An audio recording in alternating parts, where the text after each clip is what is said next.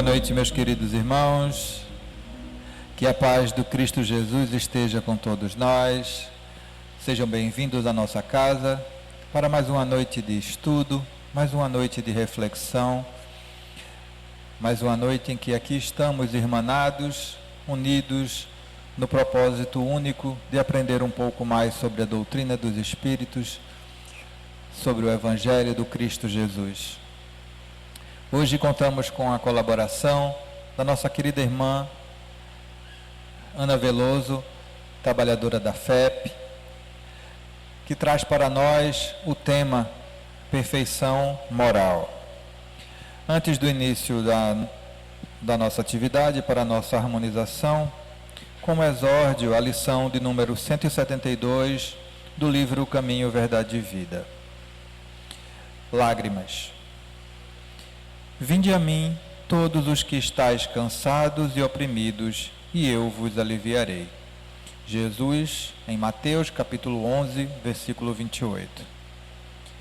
Ninguém como Cristo espalhou na terra tanta alegria e fortaleza de ânimo. Reconhecendo isso, muitos discípulos amontoam argumentos contra a lágrima e abominam as expressões de sofrimento. O paraíso já estaria na terra se ninguém tivesse razões para chorar. Considerando assim, Jesus, que era o mestre da confiança e do otimismo, chamava ao seu coração todos os que estivessem cansados e oprimidos sob o peso de desenganos terrestres. Não amaldiçoou os tristes, convocou-os à consolação. Muita gente acredita na lágrima como sintoma de fraqueza espiritual. No entanto, Maria soluçou no Calvário. Pedro lastimou-se depois da negação. Paulo mergulhou sem prantos às portas de Damasco. Os primeiros cristãos choraram nos circos de martírio, mas nenhum deles derramou lágrimas sem esperança. Prantearam e seguiram o caminho do Senhor, sofreram e anunciaram a boa nova da redenção. Padeceram e morreram leais na confiança suprema. O cansaço experimentado por amor ao Cristo converte-se em fortaleza. As cadeias levadas ao seu olhar magnânimo transformam-se em laços divinos de salvação. Caracterizam-se as lágrimas por origens específicas. Quando nascem da dor sincera e construtiva, são filtros de redenção e vida. No entanto, se procedem do desespero, são venenos mortais. Que assim seja. E agora vamos fazer a nossa prece para o início da nossa atividade. Elevemos o nosso pensamento ao alto e vamos sintonizar. Querido Mestre Jesus, querido irmão e mentor Moacir, agradecidos estamos por abrires as portas de tua casa mais uma vez para nós, aqui virmos beber dessa fonte inesgotável que é o Evangelho do Cristo Jesus. Que possamos aproveitar o que aqui será ministrado essa noite para entender um pouco mais sobre as nossas dores, os nossos sofrimentos e essa nossa jornada evolutiva que estamos vivendo nesse momento. Que possamos utilizar esses ensinamentos para a nossa melhora moral, para o auxílio ao nosso próximo e para a construção de um mundo melhor. Que Deus nos abençoe, que o Cristo Jesus ilumine os nossos caminhos hoje e sempre. Que assim seja. E agora passo a palavra à minha querida irmã Ana. Pode ficar à vontade, querida. Boa noite. Hoje a gente tem mais desencarnados do que encarnados aqui, não é? Mas vamos juntas e juntos. Mais uma vez, chegar aqui é uma alegria. E eu tenho certeza que para vocês também. Agradecer mais uma vez o convite da Casa de Moacir, que também é minha casa. Dizer para vocês que esse tema de hoje é um tema desafiador, mas eu trago uma boa notícia. E a minha notícia que eu trago para vocês, encarnados e desencarnados que estão aqui hoje, é que nós todos iremos chegar à perfeição moral na nossa existência enquanto espírito imortal. Se hoje a gente tem dificuldades, é porque estamos no caminho. E essa encarnação de agora é a nossa melhor. Então, a perfeição moral é um objetivo, mas a gente vai alcançar ao longo de várias encarnações. Então, nós estamos caminhando. Eu sempre digo aqui que cada tijolinho que a gente sobe, cada degrau que a gente alcança é uma grande vitória. E a espiritualidade fica muito feliz com o nosso progresso. Só que a gente vive num mundo, num planeta de provas e de expiações, caminhando para a regeneração, onde é difícil a gente conseguir superar alguns obstáculos. Não é tão fácil assim. Então, quando a gente vem discutir o Livro dos Espíritos, o Evangelho segundo o Espiritismo, as obras da codificação, alguns de vocês podem pensar: mas para quem está falando aqui, parece ser simples e fácil, mas não é. E eu me coloco no lugar de vocês. Todas as vezes que eu vou estudar, eu me coloco no lugar de quem está caminhando junto nessa seara. E para a gente começar, eu vou trazer aqui qual é o nossa referência em perfeição moral. E aí eu vou para o Livro dos Espíritos, a questão 625, quando Kardec pergunta aos espíritos da codificação, aqueles que intuíram a ciência espírita, as questões, as respostas às questões que o Kardec fez junto com a equipe, né, que o acompanhava lá em Paris. E ele pergunta: qual o tipo mais perfeito que Deus tem oferecido ao homem para lhe servir de guia e modelo? E os espíritos respondem: Jesus. Jesus, com o seu evangelho maravilhoso, ele nos traz uma série de ensinamentos para que a gente consiga, ao longo da nossa existência de espírito imortal, chegar à perfeição. E toda a moral de Jesus se resume na caridade e na humildade, isto é, nas duas virtudes contrárias ao egoísmo e ao orgulho. Eu posso dizer a vocês que uma grande referência, quando a gente pensa na perfeição moral, é aquela pessoa que está todos os dias lutando para vencer o egoísmo e o orgulho. E nós que estamos aqui hoje, nesse dia tão maravilhoso de chuva, somos aqueles e aquelas espíritas que têm uma missão, né, de todos os dias pensar, repensar suas atitudes. Porque nós estamos caminhando para a reforma íntima, que é aquela reforma que cada um e cada uma, na sua individualidade, faz todos os dias, ou algumas vezes por semana, ou algumas vezes por mês, quando a gente para e pensa sobre a nossa própria existência. Eu tenho certeza que todo mundo que está aqui pensa na sua própria existência. E pensa também, o que é que eu posso fazer para melhorar? E essa busca de melhorar é também um caminho para o exercício da caridade, que é o amor em movimento. é a nossa força de vontade, é a vontade interior de superar os nossos próprios problemas, as nossas próprias dificuldades. E na lição de hoje, do exórdio, né, que o irmão fez a leitura, ele fala de lágrimas. A lição do Pão Nosso hoje fala da alegria e fala de lágrimas também, que os cristãos primitivos, eles iam para o sacrifício e eles sofriam. Maria sofreu, Paulo sofreu, mas todos eles sofreram conscientes de que eles estavam caminhando com esperança para a vitória sobre eles mesmos.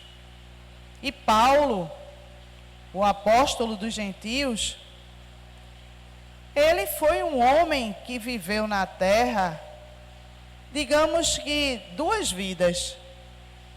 Enquanto ele era um perseguidor dos cristãos, ele era Saulo.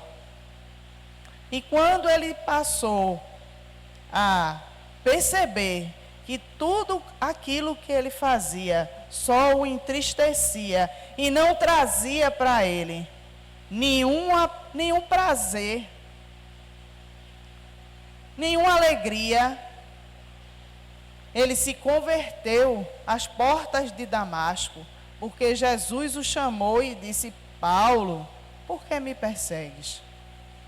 Porque ele era um perseguidor, ele era um judeu, doutor da lei, e naquele momento, naquela época, a lei era a lei mosaica que prevalecia, que era do olho por olho, do dente por dente.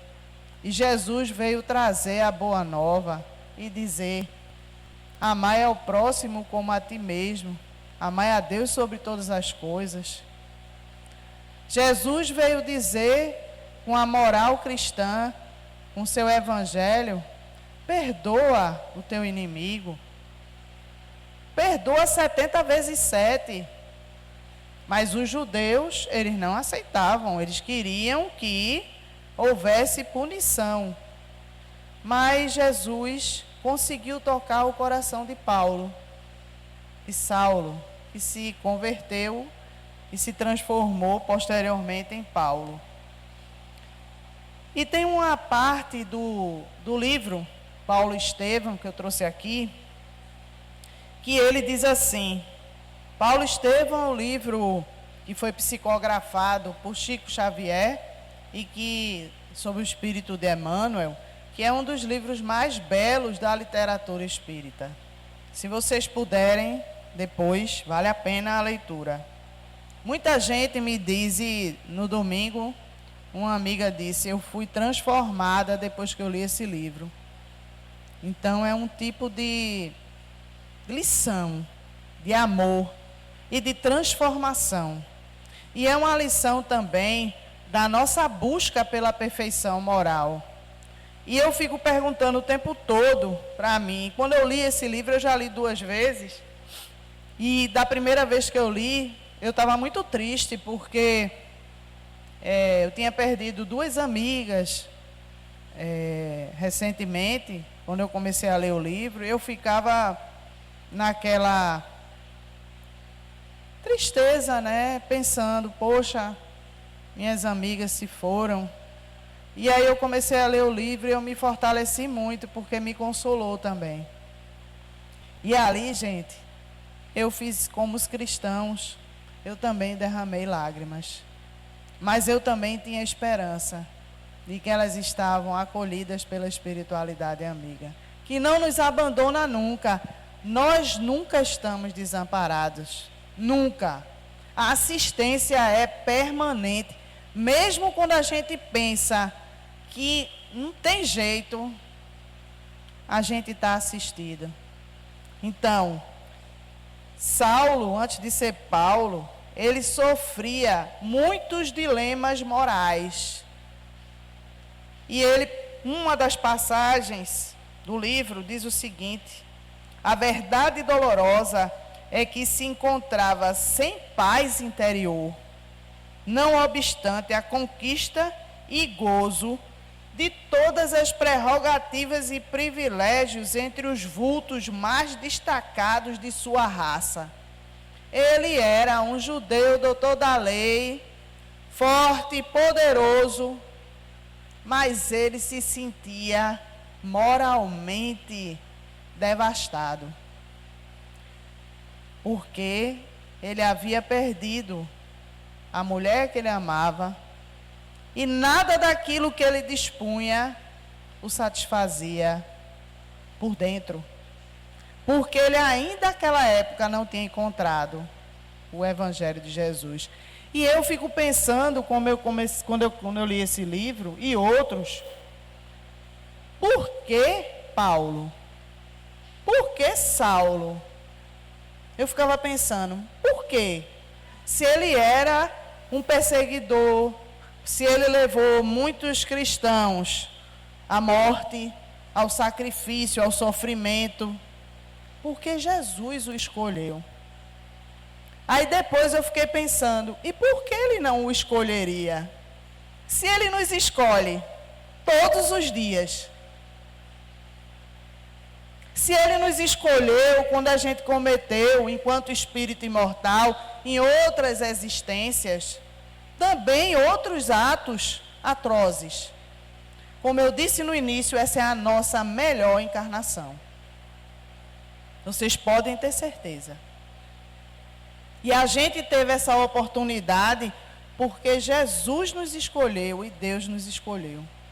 Assim como Cristo escolheu Paulo.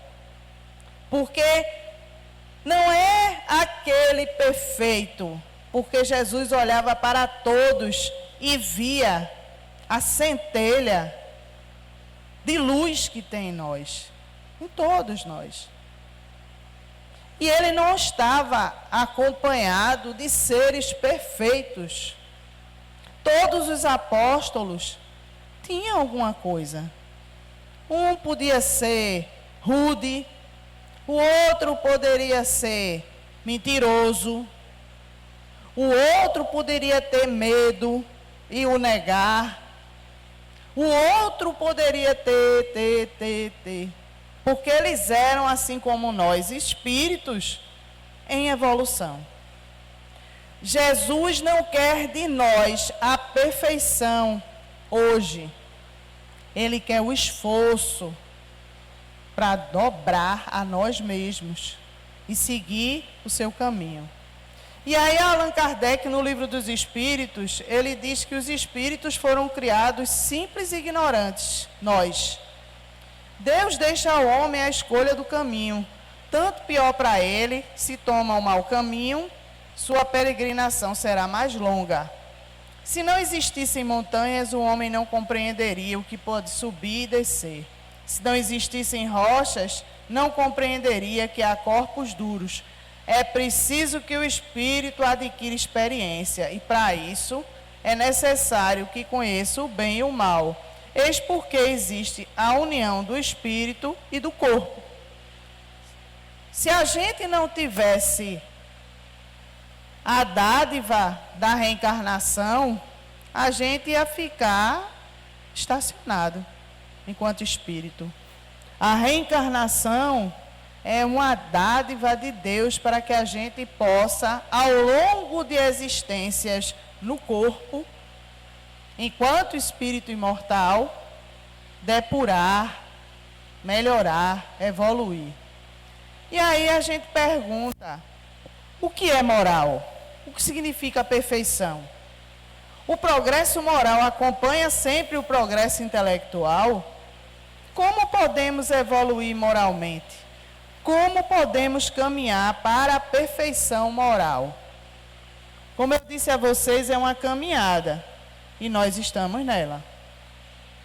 Aqui a gente vai tratar de vícios, de paixões, o conceito de moral, o que são as virtudes, a importância do autoconhecimento é fundamental, perfeição. Tudo isso a gente vai discutir aqui hoje, tá? Mas eu quero falar primeiro da perfeição. Qual é o significado da perfeição, desse termo perfeição? Designa o estado de um ser cujas virtualidades se encontram plenamente atualizadas e realizadas. Em teologia, plena realização sob o ponto de vista moral, consumação no bem que compete a cada um possuir e atuar. Assim, todo homem é chamado à perfeição e à santidade. Como eu disse a vocês, nós seremos perfeitos em várias encarnações e caminhando para a perfeição. Moral, da raiz latina mores, costumes, conduta, comportamento, modo de agir. É o conjunto sistemático de normas que orientam o homem para a realização do seu fim, a essência. Digamos que a moral é uma forma de conduta, de comportamento, que dita determinadas normas sociais. Para nós que somos espíritas, é uma regra do bem proceder, faculdade de distinguir o bem e o mal. Funda-se na observância da lei de Deus. O homem procede bem quando tudo faz pelo bem de todos, porque então cumpre a lei de Deus. E é isso que deve nos nortear quando a gente fala de moral espírita. A moral espírita se resume no exercício da caridade. E fora da caridade não há salvação. E aí a gente tem as virtudes, que são os hábitos constantes que levam o homem para o bem, quer como indivíduo, quer como espécie, quer pessoalmente, quer coletivamente. O desenvolvimento de virtudes nos leva também à evolução.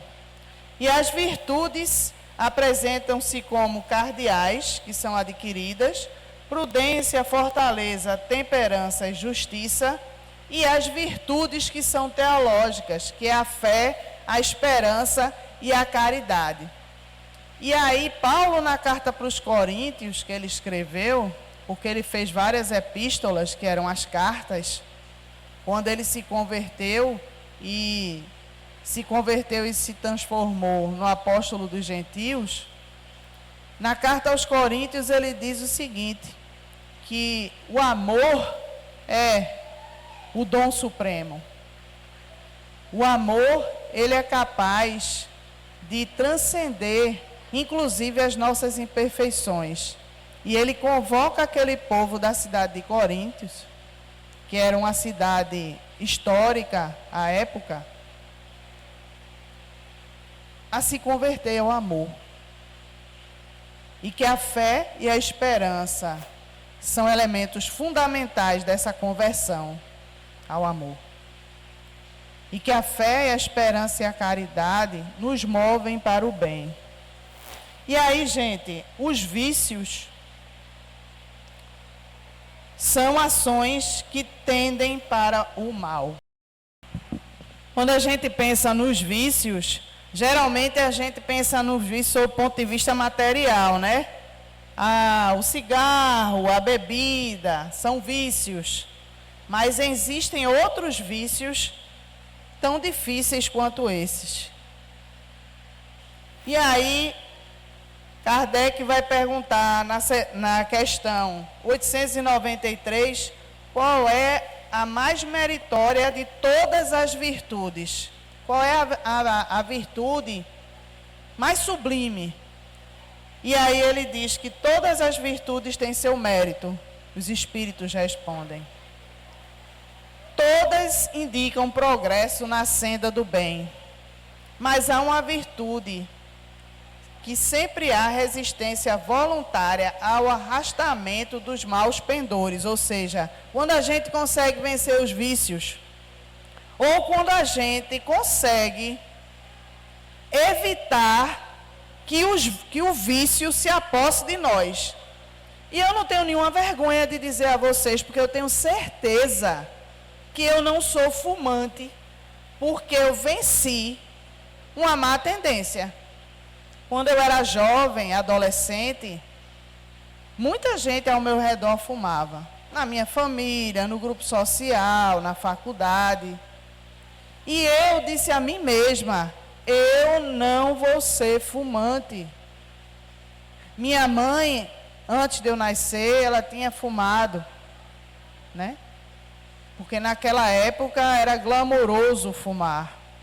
E as pessoas não tinham a concepção que a gente tem hoje, não sabiam também dos malefícios, como hoje nós sabemos. Logicamente que eu não estou aqui discriminando ninguém que fuma. Mas, quando eu pensei, esse vício não vai tomar conta de mim. Porque eu tenho certeza que nas encarnações passadas eu era fumante. Eu tinha essa certeza, era uma intuição. E depois, quando foi em 2017, eu tive a certeza. Porque eu descobri que eu tenho apneia do sono. E eu não tinha nenhum perfil para ter apneia do sono. Ou seja, eu tenho dificuldade de respirar. E eu tenho uma constatação de que, certamente, por ter fumado em outras encarnações, eu vi com essa dificuldade. Então, se eu tivesse sucumbido a esse vício, a essa má tendência que estava, né, me chamando, certamente eu não estaria mais por aqui. Eu já estaria no plano espiritual. Então, gente, é a resistência voluntária ao arrastamento dos maus pendores. A sublimidade da virtude está no sacrifício do interesse pessoal pelo bem do próximo, sem pensamento oculto. Ou seja, quando a gente faz o bem sem olhar a quem. Quando a gente faz o bem pelo bem, sem buscar nenhum interesse. Quando a gente age naturalmente no bem. Quando a gente não conhece nem aquela pessoa e a gente faz o bem. Porque a gente está exercitando aquela máxima de fazer pelo próximo aquilo que a gente gostaria que nos fosse feito. E aí, na questão 894, novamente Kardec pergunta: há pessoas que fazem o bem espontaneamente sem que precisem vencer quaisquer sentimentos que lhes sejam opostos. Terão tanto mérito quanto as que se veem na contingência de lutar contra a natureza que lhes é própria e vencem. Veja, aquela pessoa que naturalmente faz o bem, ela tem tanto mérito quanto aquela que para fazer o bem tem que vencer a si mesma. Aquele que dá com a mão e fica puxando. E aquele que dá naturalmente e que não se preocupa com nada. Está fazendo o bem pelo bem. E aí os espíritos vão dizer assim: só não tem que lutar aqueles em quem já há progresso realizado. Ou seja, a luta é constante.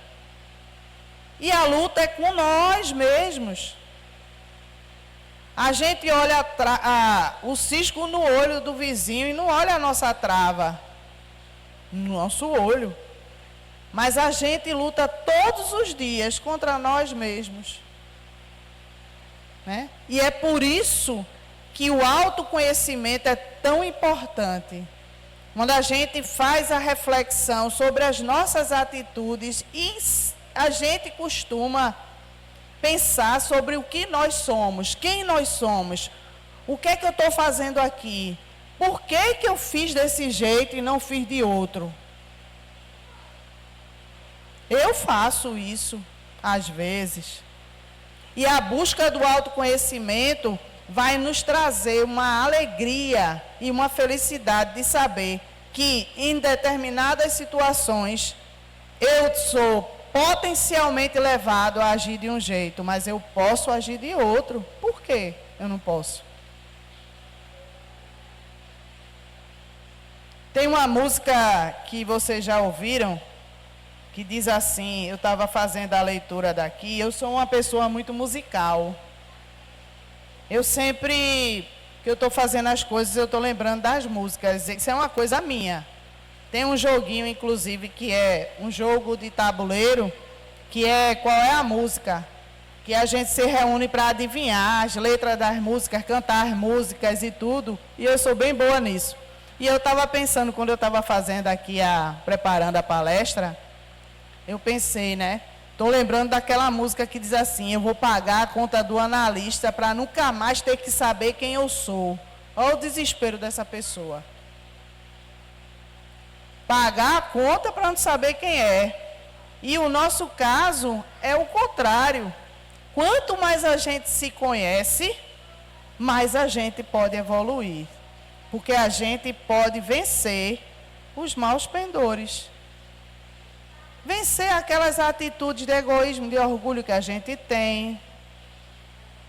Coisas simples. Por exemplo, essa é engraçada, minha gente. Uma amiga chegou de viagem e trouxe de presente para a gente um mimo. E o mimo era um chocolate. Aí ela deu, né? A gente estava numa mesa, no trabalho. Ela disse, ei, trouxe chocolate para vocês, para você, para você, para você. Muito obrigada, minha amiga. Peguei o meu, e assim do meu lado. A minha colega pegou o dela, abriu e comeu na hora. Foi assim, rápido. Aí eu disse, danou-se, tá com vontade de comer chocolate?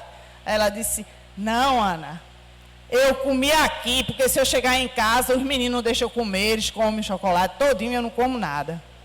Aí eu disse, mas rapaz, seja egoísta não. Aí ela disse, não é ser egoísta não, Ana, é porque eu nunca como nada, sempre dou a eles. Aí a gente ficou nessa brincadeira, né? Mas isso é uma brincadeira que a gente tirou. E aí tinha um videozinho que eu mandei para ela depois, que era a mãe sentada na frente do sofá assistindo televisão, com uma cumbuquinha na mão. E nessa cumbuquinha tinha uns pedaços de chocolate. E por cima tinha umas partes de alface. E ela, lá, né, um monte de alface e o chocolate por baixo. E ela só comendo. Aí daqui a pouco vinha o filho, vinha um menino, aí olhava para ver o que ela estava comendo, aí ela pega o alface e faz assim, quer salada? Aí ele... Aí quando ele sai, ela vai, pega o chocolate e come. Aí ela todinha. Mas aí a brincadeira, gente, brincadeira essa parte, foi para a gente conversar sobre o que é o egoísmo, né? O egoísmo não é isso, não. É sacrificar o outro em prol do nosso próprio interesse. É não olhar para o outro, é só olhar para nós. É não perceber que o que a gente está fazendo na nossa existência pode provocar algum tipo de dano para o outro. Então, o egoísmo é totalmente contrário à caridade. E aí ele pergunta, postos de lado os defeitos e os vícios, acerca dos quais ninguém pode equivocar, qual é o sinal mais característico da imperfeição? Imperfeição. Eu falei da perfeição, falei dos vícios, falei de virtudes. É o interesse pessoal. Frequentemente, as qualidades morais são como num objeto de cobre, a douradura que não resiste à pedra de toque. Ele vai trazer aí, né, a resposta dos espíritos, vai ser mais ou menos assim. Tem pessoas que se esforçam para vencer as imperfeições. Mas basta que alguém toque em alguma coisinha que ela não gosta, aí ela solta os cachorros, né? São aquelas pessoas que não têm muita paciência, que a paciência também é um exercício de caridade, né? E ele vai dizer assim, e aí pode um homem possuir qualidades reais que levem o mundo a considerá-lo um homem de bem, mas essas qualidades que assinalam o progresso nem sempre suportam certas provas. Maria, eu estou dentro do ônibus, alguém pisou no meu pé, aí eu solto os cachorros. Vocês sabiam, eu estava vendo uma palestra de Marlise, E ela estava falando da raiva, da ira, que é muito grave para o nosso corpo físico. Não é só para o nosso espírito, não, para a nossa psique, não. Quando a gente se encoleriza, a gente abre as portas, tá certo? Para as más influências, mas a gente também deterioriza o nosso corpo físico. A descarga de raiva, a descarga de ira, mata células do nosso corpo. E a gente, para recuperar isso, são dias e dias para a gente recuperar. Então, quando Jesus se destaca por ser manso, brando e pacífico, é porque aquele espírito que era perfeição moral, ele já sabia que a raiva, a cólera, só faz a gente regredir. Mas tem outra música que eu lembrei, que diz que o cara era valente, né? Na rua ele é bonzinho, mas em casa ele é valente. Então, que a gente seja bonzinho em casa e na rua, que a gente consiga dominar essas más tendências. E ontem, a gente é testada todo o tempo, né? Aí essa semana, toda vez que eu venho fazer palestra, eu sei que eu vou ter uma semana desafiadora, né? Porque sempre é assim. Eu estava contando para uma amiga minha que é espírita, que é dirigente de uma casa, eu disse: ei, minha irmã, vou fazer palestra tal dia, já sei que a semana vai ser desafiadora. Aí ela disse: se você já sabe, se prepare 2 vezes. Aí ontem eu fui trabalhar. Quando eu chego no trabalho, no estacionamento, aí cai o meu carro no buraco, aí o pneu baixa. Aí eu já estava para entrar na sala de aula, que sou professora, aí eu aviso. Aí, quando eu vou trabalhar, que eu vou dar aula, não pego o equipamento, a televisão não pega, o data show não pega nada. Aí eu disse: eita, que beleza, um dia antes da palestra. Mas eu perseverei. Colocou o pneu, botei o outro. Anestesiada estava. Por quê? E eu não fiz nem deliberadamente. Simplesmente eu dei aula sem data show, sem nada. Eu não mostrei os slides, eu falei, eu dei aula. E eu fui para casa. Pronto, trocou o pneu, botou lá, ajeitou. Tá tudo certo. Mas em outros tempos, eu ia ficar danada, né? Eu ia me estressar. E não vale de nada. Por quê? Porque eu só ia perder meus neurônios. Então, é muito importante que a gente consiga, né? Nem sempre eu vou conseguir. Eu estou dizendo que eu consegui, mas nem sempre. Porque eu sou tão falha quanto qualquer um. E aí na 361 ele vai perguntar, né? Qual é a origem das qualidades morais boas e más do homem? E aí ele vai dizer que são as do espírito nele encarnado. Quanto mais puro é esse espírito, tanto mais propenso ao bem é o homem. Então, quando a gente vê alguns exemplos, não de perfeição, né? Perfeição relativa, que é essa perfeição que a gente vê na Terra, que é relativa ao nosso grau de evolução, relativa ao planeta onde a gente habita. Então, é tudo relativo. Mas a gente tem alguns exemplos de pessoas muito boas, muitos bons exemplos a gente tem na humanidade, né? E aí, as qualidades são do espírito nele encarnado. Vou falar de Chico Xavier, que é um exemplo de um ser que caminhava para a perfeição, né? E aí, seguir-se-á que é daí que o homem de bem é a encarnação de um espírito bom e o homem vicioso é de um espírito mau. Aí os espíritos fazem uma observação. Sim, mas dizem antes que o homem vicioso é a encarnação de um espírito imperfeito. Porque para a espiritualidade não existe essa definição de um espírito mau, porque aprisionaria aquele espírito numa condição estanque, estagnada, que não pode evoluir, que não pode melhorar, que não pode crescer. Olha que nós falamos de Paulo. Aos olhos do mundo, Paulo era um assassino. Mandou matar um monte de gente. Mas para os olhos do Cristo, ele era um homem igual a nós, imperfeito. Mas que, ao longo da sua existência, caminhou, tá certo? Lado a lado com as suas imperfeições e fez a sua própria conversão e a sua reforma íntima. Então, mais uma vez eu pergunto e eu tenho certeza, por que que ele foi chamado? Por quê? Por que que alguns homens muito inteligentes, o que constitui indício de superioridade, são ao mesmo tempo profundamente viciosos? Olha só, essa daí é importante. Estou vendo meu tempo aqui. A gente pensa, né, que uma pessoa muito inteligente, ela também é moralmente elevada. Mas, inclusive eu já dei até palestra sobre isso aqui. A perfeição que a gente está caminhando para ela, a gente não evolui intelectualmente e moralmente no mesmo passo. Às vezes a gente precisa evoluir intelectualmente para compreender a importância da evolução moral. É por isso que tem uma máxima, espíritas, né? Instruí-vos.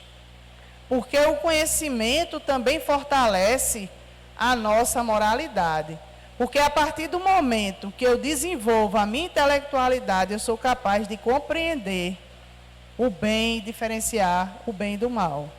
Mas não significa dizer que aquelas pessoas super inteligentes, elas vão fazer o bem. Infelizmente não. A gente tem muitos exemplos no mundo. O mundo está dominado por grandes empresas, empresários, que são detentores da economia mundial, dos meios de produção de riqueza. Mas se eles não fossem, até certo ponto, egoístas, nós não viveríamos em situações de dificuldade, de pobreza e de miséria. Bastava que compartilhassem com o próximo aquilo de que dispõe em excesso. A desigualdade das riquezas é uma marca do egoísmo, é uma marca desses vícios. E é uma marca também que demonstra que nem sempre aqueles que conquistaram com a sua inteligência melhores condições econômicas evoluíram do ponto de vista material ou moral. Evoluíram intelectualmente e se fiaram, né? E se perderam na materialidade. Então, gente, não significa dizer, viu? Pessoa muito inteligente e moralizada. E aí Kardec vai dizer, o egoísmo, o orgulho, a vaidade, a ambição, a cupidez, o ódio, a inveja, o ciúme, a maledicência, são para a alma ervas venenosas, das quais é preciso a cada dia arrancar algumas hastes e que tem como contraveneno a caridade e a humildade novamente. Qual é a resposta para quem quer evoluir moralmente? Exercício da caridade e da humildade. E aí ele perguntou na questão 913, entre os vícios, qual é o que podemos considerar radical, o mais radical? O egoísmo, dele deriva todo o mal. E ele chega a dizer que se a gente conseguir extirpar o egoísmo da sociedade, a gente vai ter uma transformação muito grande. Quando a gente conseguir vencer o egoísmo. Aquela máxima, né? Se a farinha é pouca, o meu pirão é primeiro. E aí eu vou trazer um exemplo aqui para vocês.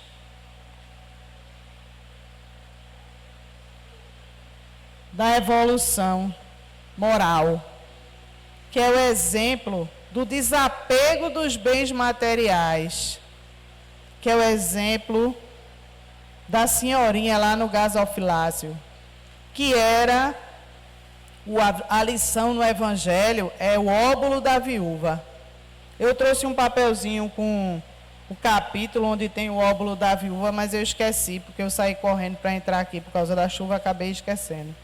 Mas está em Marcos, no capítulo 12, do 41 a 44, e está no Evangelho também, segundo o Espiritismo. A lição do óbolo da viúva é uma lição de despreendimento dos bens materiais. Porque aquela viúva, ela chegou lá no local onde se faziam as oferendas, e Jesus estava lá acompanhado dos discípulos, e ele observou que vários ricos daquele local iam lá e doavam 20 moedas, 30 moedas, 10 moedas. E essa senhorinha chegou lá e doou 2. Mas ela doou de tudo que ela tinha, ela compartilhou. Então a doação dela, ela deu do que ela não tinha. Então é o despreendimento dos bens materiais, que essa lição da senhorinha do gasofilácio ensina para a gente.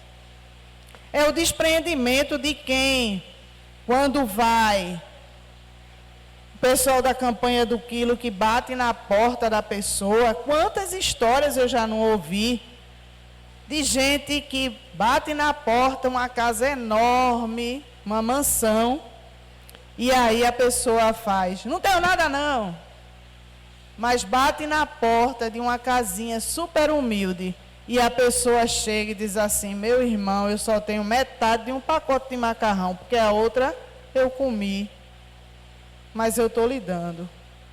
Na lição daqui das enchentes que aconteceram, acho que foi em 2022, que arrasou a cidade do Recife, Jaboatão e etc., as pessoas humildes que estavam perdendo as suas casas por conta dos deslizamentos de barreira, etc., elas iam se abrigar com os amigos que moravam nas ruas onde não tinha acontecido o acidente.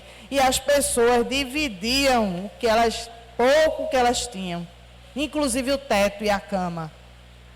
Então, é essa lição da abnegação que nós somos conclamados todos os dias para exercer.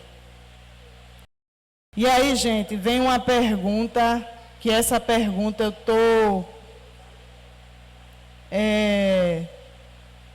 com essa pergunta na minha cabeça, e essa pergunta me foi feita num dia que eu estava estudando, não foi para essa palestra não, foi num dia que eu estava estudando e eu fico escrevendo no meu caderninho, tem um bocado de coisa aqui, reflexões sobre questões do Livro dos Espíritos, do Evangelho. E aí veio essa pergunta para mim, que foi assim, e eu achei que era para mim, viu? Quando foi que você passou a permitir que seu egoísmo se agigantasse tanto a ponto de te impedir de perceber a dor do outro? Foi para mim essa pergunta. E aí eu estou trazendo para vocês. Quando é que a gente permite que isso aconteça? Que a gente se desumanize ao ponto de não conseguir ver a dor do próximo. Porque a gente só quer ver a nossa dor. A gente só quer ver o nosso lado. E a perfeição moral está lá, nos convidando. Olha para o próximo. Olha para ti, mas olha para o próximo. O apego às coisas materiais se constitui sinal notório de inferioridade. Porque quanto mais se aferrar aos bens desse mundo, tanto menos compreende o homem do seu destino. Isso também está na nossa lição. Que é o desapego aos bens materiais. Gente, eu não estou dizendo para vocês que a lei do trabalho é uma lei que o Evangelho nos ensina, que o Espiritismo nos ensina, né? Que a ciência espírita nos ensina. A lei do trabalho, o pedir obtereis e buscai e achareis. Então, o que eu tenho, o que eu conquisto com o fruto do suor do meu trabalho é justo. Não significa dizer, minha gente, que a gente vai,